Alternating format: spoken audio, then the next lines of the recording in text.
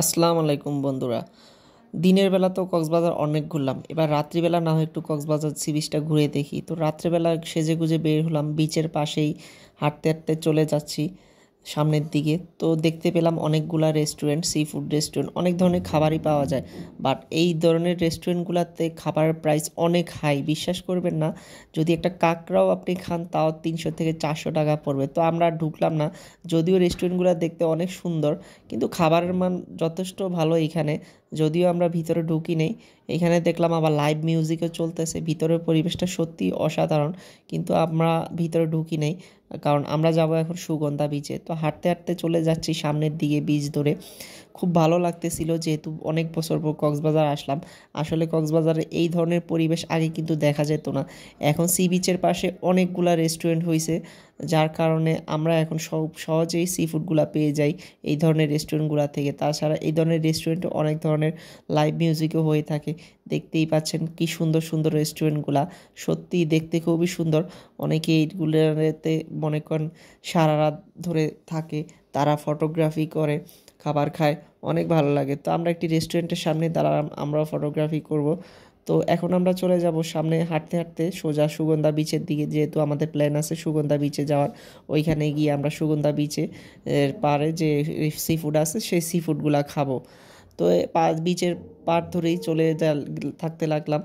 দেখতেই পাচ্ছেন সবাই হাঁটাহাঁটি করছে, যেহেতু কলাতলি বিচের পাশে অনেক ধরনের লোকই এখন দেখা যাচ্ছে, কারণ রাত তখন বাজে প্রায় 9টা। তো আমরা বিচ ধরে হাঁটতে হাঁটতে চলে এসলাম কলাতলি বিচে। এই কলাতলি বিচের পাশে এসে একটা ছোট শুটকির দোকান দেখতে পেলাম। আপনাদেরকে বলে রাখি, আপনারা যারা শুটকি কিনবেন তারা কখনোই কলাতলি বিচে এসে শুটকি কিনবেন না, কারণ এখানে অনেক দাম চায়। যারা শুটকি কিনতে চান তারা অবশ্যই কক্সবাজার বড় বাজার শুটকির আড়তে চলে যাবেন। দেখছেন অনেক ধরনের শামুক ঝিনুক দিয়ে বানানো জিনিসপত্র কিন্তু এখানে পাওয়া যায়। সো এখন চলে যাচ্ছি, শর্টকাট একটা রাস্তা পাইছি সুগন্ধা বিচে যাওয়ার জন্য। তো ওই দিকে হাঁটতে হাঁটতে যাচ্ছিলাম, একটা ছোট রাস্তা পাইছি, ওইখান দিয়ে শর্টকাটে কক্সবাজার সুগন্ধা বিচে যাওয়া যাবে। তো আমি একটু দাঁড়ালাম, ভালো করে দেখলাম চারপাশটা একেবারে নিরিবিলি। একটু ভয়ও লাগছিল, কারণ যেহেতু কক্সবাজার একা একা রাতের বেলা ঘোরা ঠিক না।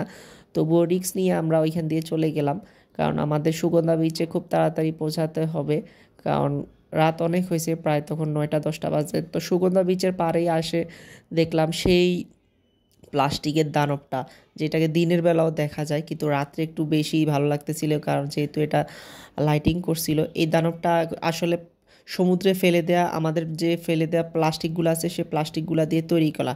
সেই এটার মানেই হচ্ছে যে আমরা যে সমুদ্রের ক্ষতি আমরা কিন্তু নিজেরাই করছি। এই প্লাস্টিকগুলো কিন্তু সমুদ্রের জলজ পরিবেশের জন্য খুবই ক্ষতিকর, সমুদ্রের প্রাণীর জন্য। তাই এটা আসলে না করাই উচিত আমাদের। আমাদের থেকে অবশ্যই এদেরকে বিরত রাখতে হবে এই প্লাস্টিকগুলো ফেলা থেকে। তো আমার বউ জুতা নিয়ে হাঁটতে পারতেছিল না বিচে, কারণ অনেক বালু। তো জুতা খুলে হাঁটতেছিল, পরে সে সুগন্ধা বিচের কাছাকাছি এসে জুতাগুলো পরে নিল। পরে সে বলতেছে আমি ডাব খাবো। তো একটি ডাবের দোকানদারের সামনে আসলাম, জিজ্ঞেস করলাম কত। উনি যেই দাম চাইছে আমাদের তো মাথা ঘুরে গেছে। তো আসলাম একটি ভ্যান গাড়িতে, দেখলাম একটি লোক শামুক ঝিনুক বিক্রি করতেছে, যে লেখালেখি করে ওই শামুক ঝিনুক। তো আমার ওয়াইফ দুইটা ঝিনুক নিলে, একটাতে ওরার আমার নাম, একটাতে আল্লাহ লেখলো। ঝিনুকগুলা খুবই পরিষ্কার, খুবই পরিচ্ছন্ন, দেখতে খুবই ভালো লাগতেছে। তো আমাদের ভিডিওটা যদি আপনাদের ভালো লেগে থাকে অবশ্যই আমাদের লাইক কমেন্ট শেয়ার করে জানাবেন, আর আমাদের পেজটিকে ফলো দিয়ে অবশ্যই আমাদের পাশে থাকবেন সবসময়।